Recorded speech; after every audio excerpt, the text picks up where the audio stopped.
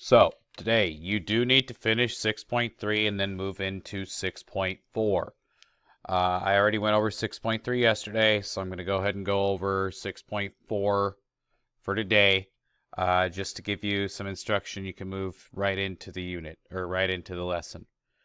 In 6.4, you are going to be taking apart the Automobox vehicles. In this lesson, you are going to be using the scales over by Computer 11 to weigh those vehicles as well. Now, before you start tearing everything apart and weighing it, listen to what the process needs to be. You're going to need a vehicle. You're also going to either need to use a ruler or a dial caliper to take some measurements of these parts.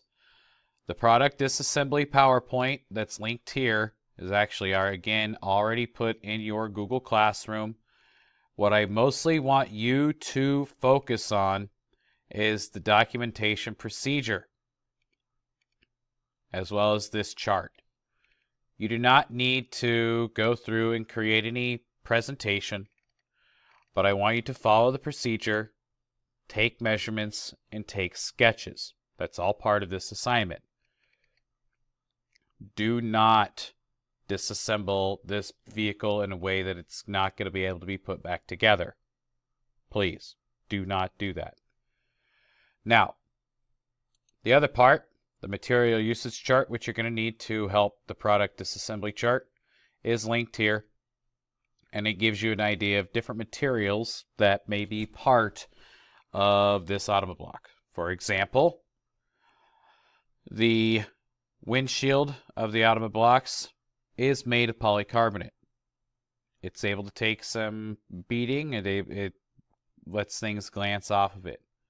A lot of the wheels, or the wheel part, not the tire, is made of ABS. So there's different parts made of different things. I want you to go through this list and try and find what each one is made of, or at least what you think it is made of.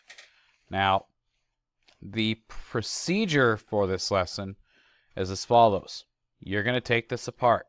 You're going to draw sketches on a sheet of paper in your engineering notebook. I expect to see sketches, preferably with space between them, because in number 3, you're going to be asked to either do isometric or orthographic projections as necessary, and then annotate those sketches. So I would annotate as I went in order to provide the proper space.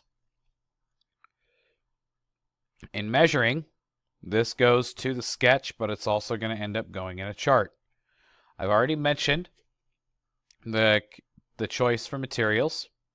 You're given what those materials are, and for number 4, you can justify why it is they might use that material, or if you had an idea what else they may use.